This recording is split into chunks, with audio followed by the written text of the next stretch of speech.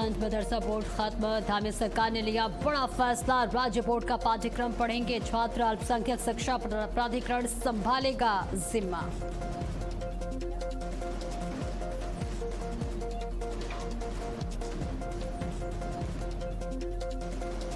राज्य को सड़क परियोजना के रूप में मिली बड़ी सौगात। 7,000 करोड़ रुपए की सड़क परियोजनाओं की मंजूरी। श्रीनगर हरिद्वार कोटद्वार परियोजनाओं को हरी झंडी।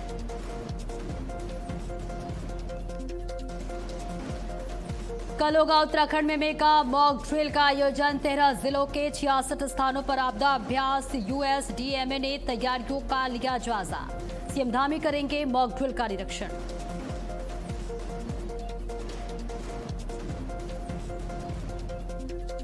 हरिद्वार में पहली बारिश से जनजीवन हुआ अस्त व्यस्त। भगत सिंह चौक पर जलभराव से बड़ी मुश्किलें। नगर निगम की पंप लगाकर शुरू की निकासी।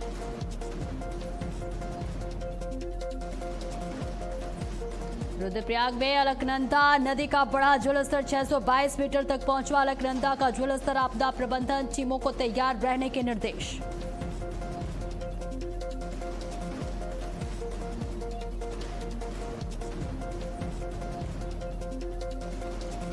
नमस्कार, भारत अपडेट देख रहे हैं आप। मैं हूं आपके साथ सपना दीपक मदेशा। बुलेटिन का आगाज करेंगे बड़ी खबर के साथ। आज से उत्तराखंड मदरसा बोर्ड का अस्तित्व खत्म। राज्य की धामी सरकार ने लिया बड़ा फैसला।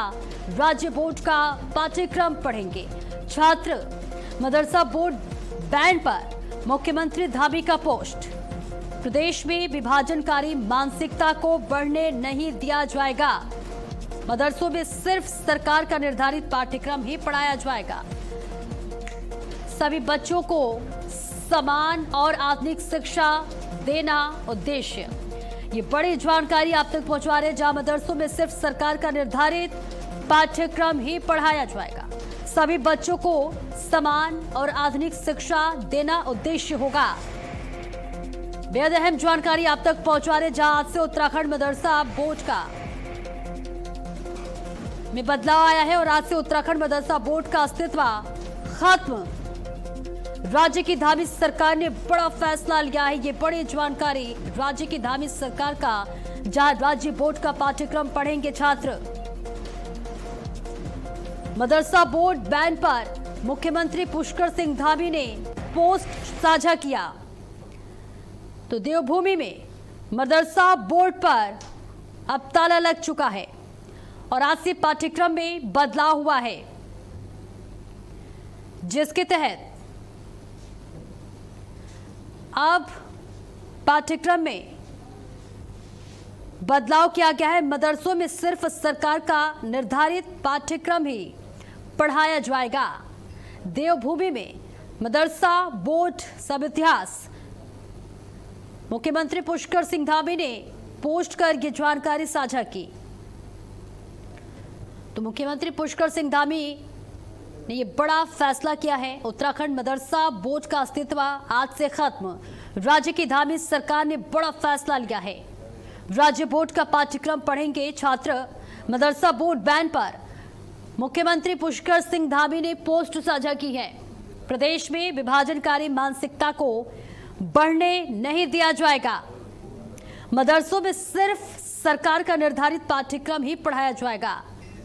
तो धामी सरकार का ये बड़ा फैसला, जहां सभी बच्चों को समान और आधुनिक शिक्षा देना उद्देश्य। मुख्यमंत्री पुष्कर सिंह धामी ने पोस्ट साझा कर ये बात बताई। सभी बच्चों को समान और आधुनिक शिक्षा देना उद्देश्य है। तो पाठ्यक्रम में आज से बड़ा बदलाव किया गया है, जिस बात की जानकारी मुख्यमंत्री पुष्कर सिंह धामी ने अपने पोस्ट के जरिए दी। राज्य को सड़क परियोजनाओं के रूप में बड़ी सौगात मिली है। दिल्ली में मुख्यमंत्री पुष्कर सिंह धामी और केंद्रीय सड़क परिवहन मंत्री नितिन गडकरी की बैठक में करीब 7,000 करोड़ रुपए की सड़क योजनाओं को मंजूरी दी गई है। इसमें श्रीनगर हरिद्वार और कोटद्वार सहित कई महत्वपूर्ण परियोजनाएं शामिल हैं। इसके साथ ही सीमांत इलाकों की कनेक्टिविटी को मजबूत करने और पर्यटन को बढ़ावा देने पर भी जोर दिया गया है। CRIF के तहत 750 करोड़ रुपए की परियोजनाओं की भी स्वीकृति मिली है, जबकि एनएचओ की 5 परियोजनाओं को हरी झंडी दी गई है। अर्धकुंभ 2027 को ध्यान में रखते हुए हरिद्वार बाईपास और कोटद्वार बाईपास पर काम तेज किया जाएगा। इन योजनाओं के तहत टनल, बाईपास और 4 लेन सड़कों के निर्माण से राज्य के सड़क नेटवर्क को नई गति और मजबूती मिलने की उम्मीद है। तो श्रीनगर, हरिद्वार, कोटद्वार परियोजनाओं को हरी झंडी, सीमांत क्षेत्रों की कनेक्टिविटी मजबूत होगी।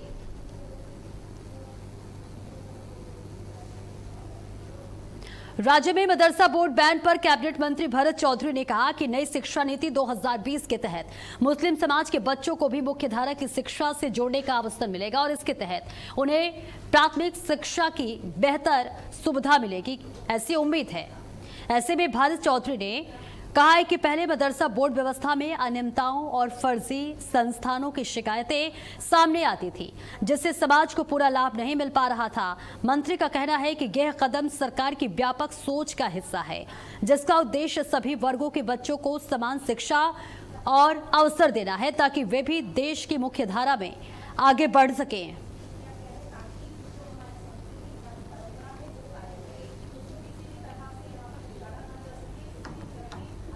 उनको भी राष्ट्र की मुख्यधारा में जुड़ने का एक मौका मिलेगा। और जो हमारी नई शिक्षा नीति है, न्यू एजुकेशन पॉलिसी 2020, उसके तहत उनको भी जो है जो प्रासंगिक शिक्षा है वो मिलने की उम्मीद है, क्योंकि अभी तक मदरसा बोर्ड में जिस तरह का भ्रष्टाचार व्याप्त था, जिस तरह से फर्जी रूप से चलाए जा रहे थे, उससे जो है मुस्लिम समाज का भला होने वाला नहीं था। तो ये हमारी सरकार की व्यापक सोच का परिणाम है। देहरादून में कैबिनेट मंत्री गणेश जोशी ने मसूरी विधानसभा क्षेत्र की सड़क निर्माण परियोजनाओं की समीक्षा की। उन्होंने अधिकारियों को निर्देश दिए कि बरसात शुरू होने से पहले सभी जरूरी सड़क निर्माण और मरम्मत का काम समय पर पूरा किया जाए, ताकि लोगों को परेशानी न हो। मंत्री ने कहा कि अगर कोई ठेकेदार काम नहीं कर रहा है तो उसका ठेका रद्द कर किसी दूसरी एजेंसी से काम कराया जाए। उन्होंने साफ कहा कि विकास कार्यों में किसी भी तरह की लापरवाही बर्दाश्त नहीं की जाएगी। बैठक में अधिकारियों ने बताया कि 11 धनौल्टी मार्ग का शासनादेश जारी हो चुका है। इस पर मंत्री ने जुलाई के पहले सप्ताह में वन विभाग और लोक निर्माण विभाग की संयुक्त टीम से सर्वे कराने और सभी लंबित सड़क कार्यों का जल्द पूरा करने के निर्देश दिए।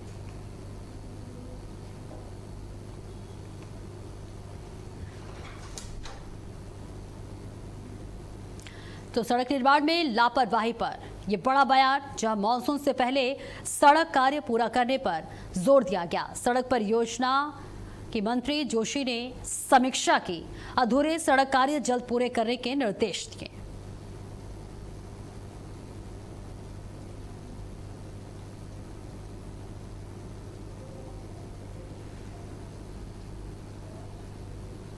राम मंदिर चोरी मामले को लेकर एसआईटी जांच जारी है और इस पूरे मामले पर नया उदासीन अखाड़े के महामंडलेश्वर करौली शंकर महाराज ने कहा कि ये पूरी जांच संवैधानिक प्रक्रिया के तहत हो रही है और प्रशासन अपना काम कर रहा है। उन्होंने कहा कि जांच के दौरान जो भी गड़बड़ी हुई है वे समय आने पर सामने आएगी। उन्होंने यह भी कहा कि यदि व्यवस्था में कोई भी कमी है तो उसमें सुधार होना चाहिए और जिम्मेदारी तय की जानी चाहिए। महामंडलेश्वर ने कहा कि यह मामला वित्तीय लेन देन से जुड़ा है, इसलिए एसआईटी को सभी संबंधित लोगों तक पहुंचकर सच्चाई सामने लानी चाहिए ताकि पूरा सच स्पष्ट हो सके।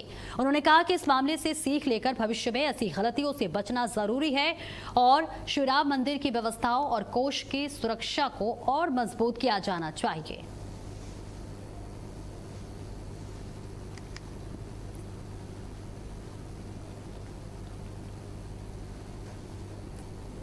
तो मामले में पारदर्शी जांच पर जोर दिया गया है और इस पूरे मामले पर राम मंदिर मामले पर करौली शंकर महाराज का ये बड़ा बयान सामने आया है। एसआईटी जांच से सच सामने आएगा। राम मंदिर मामले में जांच लगातार जारी है।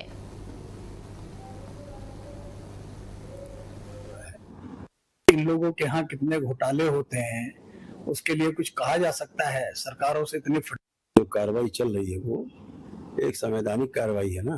एसआईटी भी गठित हो गई है काफ़ी रिकवरी भी हो रही है। तो प्रशासन अपना काम कर रहा है, शासन अपना काम कर रहा है, तो उसमें आपत्ति क्या है? जो चीज़ हुई, गड़बड़ी हुई है, उससे गड़बड़ी जो हुआ है वो तो आज नहीं तो कल सबके सामने आएगा ही आएगा, आ ही रहा है धीरे धीरे। तो ये एक व्यवस्था के तहत हुआ होगा कि उनसे जिनसे व्यवस्था नहीं संभली तो हटाना वाजिब है। कोई दूसरा व्यवस्था देखेगा। जो आदमी अगर लूज है, कोई आदमी नहीं समझ पा रहा है व्यवस्था को, तो दूसरा आदमी आएगा। तो भाग है, उसका पार्ट है। राज्य में 2027 विधानसभा चुनाव की तैयारियों के तहत कांग्रेस ने लालकुआ के हल्दूचौड़ में परिवर्तन संकल्प सम्मेलन आयोजित किया। सम्मेलन में नेता प्रतिपक्ष यशपाल आर्या और पूर्व प्रदेश अध्यक्ष करण माहरा ने बेरोजगारी, महंगाई, भ्रष्टाचार, जल जंगल जमीन और अंकिता हत्याकांड समेत कई मुद्दों पर राज्य सरकार को घेरा। करण माहरा ने बीजेपी पर राजनीति करने का आरोप लगाया और कार्यकर्ताओं से सोशल मीडिया के जरिए जनता तक कांग्रेस की बात पहुंचाने का आह्वान किया। वहीं यशपाल आर्य ने कहा कि ये अभियान जनता की आवाज को बुलंद करने और प्रदेश में बदलाव लाने का संकल्प है।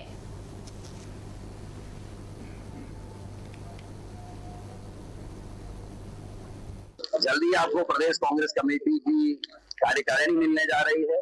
उसके अलावा हम जो हमारे साथी हैं उनकी ट्रेनिंग कैंप लगा रहे हैं। युवा कार्यकर्ता अपना काम कर रहे हैं, एनएसयूआई अपना काम कर रही है, महिला कांग्रेस अपना काम कर रही है, सेवा दल अपना काम कर रहा है। और जो हम सीनियर लोग हैं, हम लोगों को कहा गया है कि कुछ जिलों में जाके सम्मेलन करें ताकि लोगों तक सही बात जाए। किस तरीके से भारतीय जनता पार्टी सनातन धर्म का नाम लेकर सनातन धर्म का सर्वाधिक नुकसान करी। आज गौ माता की सबसे दुर्दशा इस देश में आजादी के बाद देखने को मिल रही। एआईएमआईएम प्रमुख असदुद्दीन ओवैसी के बयान को लेकर संत समाज में नाराजगी देखने को मिल रही है। चेतन ज्योति आश्रम के अध्यक्ष संजय महंत ने ओवैसी पर निशाना साधते हुए कहा कि धर्म के नाम पर समाज को बांटने की कोशिश किसी भी हाल में बर्दाश्त नहीं की जाएगी। उन्होंने कहा कि सनातन परंपरा सभी धर्मों के सम्मान की बात करती है और किसी भी धर्म पर आक्षेप करना उचित नहीं है। संजय महंत ने आरोप लगाया कि ऐसे बयान समाज में दूरी और दुर्भावना पैदा करते हैं। उन्होंने कहा कि सरकार से मिलने वाली फंडिंग और उसके उपयोग पर भी सवाल उठने चाहिए। साथ ही उन्होंने ओवैसी पर समाज को बांटने और राजनीतिक लाभ के लिए हिंदू मुस्लिम मुद्दों को हवा देने का आरोप लगाया। उन्होंने कहा कि देश में भाईचारा बनाए रखने के लिए सभी को संयमित बयान देने चाहिए।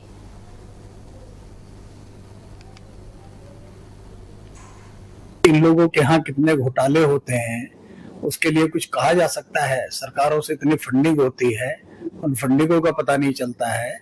तो किसी के धर्म पे आक्षेप करना ये बहुत सरल है, परंतु जो सनातनी है वो किसी भी धर्म का, सभी धर्मों का सम्मान करते हैं और किसी के व्यक्तिगत धर्म के ऊपर आक्षेप नहीं करते हैं। और हम संत समाज होने के नाते, भारत साथ समाज होने के नाते ओवैसी जी की जो भी इस तरह के बयान आते हैं उनकी बहुत निंदा करते हैं। और देहरादून में होम स्टे योजना में गड़बड़ी के मामले में बड़ा प्रशासनिक एक्शन लिया गया है। जिला पर्यटन विकास अधिकारी ब्रजेंद्र पांडे को सस्पेंड कर दिया गया है। उन पर पंडित दीनदयाल उपाध्याय होम स्टे योजना के तहत अनुदान राशि जारी करने में अनियमितता और लापरवाही के आरोप लगे हैं। इस कार्रवाई के बाद पर्यटन विभाग में हड़कंप मच गया है। सरकार ने साफ किया है कि योजनाओं के क्रियान्वयन में किसी भी तरह की गड़बड़ी या लापरवाही बर्दाश्त नहीं की जाएगी और दोषियों के खिलाफ सख्त कदम उठाए जाएंगे।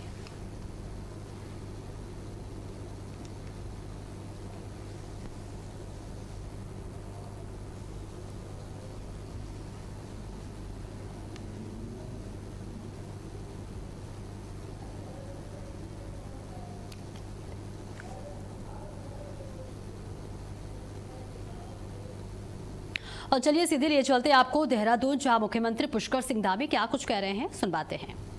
कैसे महत्वपूर्ण बनाया जाता है, कैसे किसी काम को प्रभावी रूप से किया जा सकता है, इन्होंने उस पर किया है।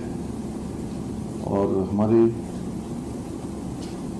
मीडिया सलाहकार समिति के पूरे चेयरमैन प्रोफेसर गोविंद सिंह जी, जिन्होंने पत्रकारिता, शिक्षण, अनुसंधान और नवाचार, इसका बेहतर समन्वय आपने संपूर्ण जीवन भर किया है और आप राज्य के लिए काम कर रहे हैं। एक बार खड़े हो जाइए तो आपको सब देख लेंगे यहाँ। और लगभग पिछले 45 सालों से अनेक यूनिवर्सिटी में प्रोफेसर के नाते काम किया है, बड़े बड़े संस्थानों में संपादक के नाते काम किया।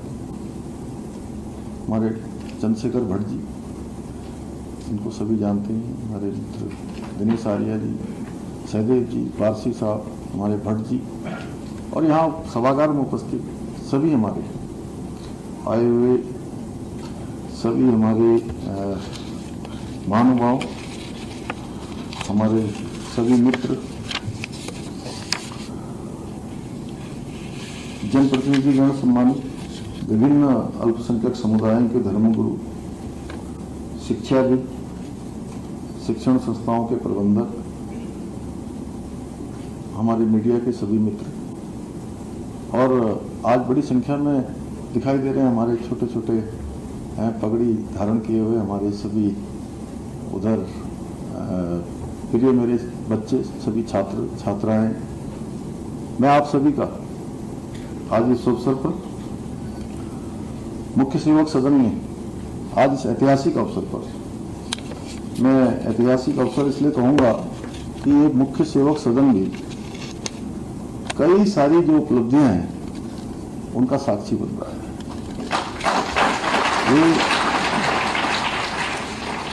2024 में इसी मुख्य सेवक सदन में यूसीसी का ड्राफ्ट यूसीसी कमेटी ने दिया। 2025 में इसी सभागार में यूसीसी का कानून विधिवत रूप से 27 जनवरी 2025 को प्रदेश के अंदर लागू किया गया, और 33,000 जो नियुक्तियां बिना पर्ची और बिना खर्ची के, बिना किसी भ्रष्टाचार के पारदर्शिता से संपन्न हुई हैं, उसमें से भी मुझे लगता है 60% से ज्यादा इसी सभागार में उन सभी को जो उनके नियुक्ति प्रमाण पत्र देने का साक्षी भी ये सभागार बना है। और आज का दिन भी बहुत ऐतिहासिक दिन है कि जब हमने यूसीसी लागू किया था तो वन नेशन वन लॉ, यह अवधारणा जो देश की थी उसकी शुरुआत देवभूमि उत्तराखंड से हुई। जैसे मां गंगा यहां से निकलकर पूरे देश को लाभ देती है, उसी प्रकार से वो कानून भी आज पूरे देश को लाभ दे रहा है, अन्य राज्यों को भी लाभ दे रहा है।